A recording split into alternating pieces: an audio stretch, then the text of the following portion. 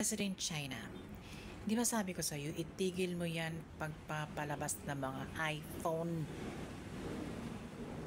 at pagpagawa ng mga Android at papadala dito sa Pilipinas.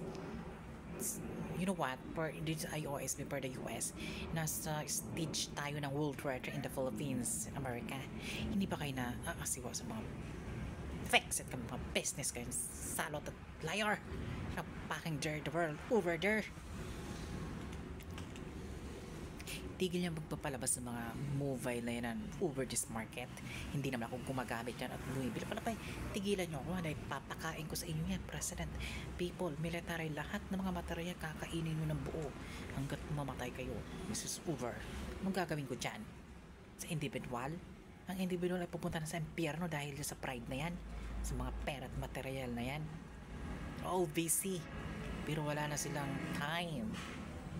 Your time for this to addicted of the devil over. Kaya murder ang sasapitin nila, kamatayan.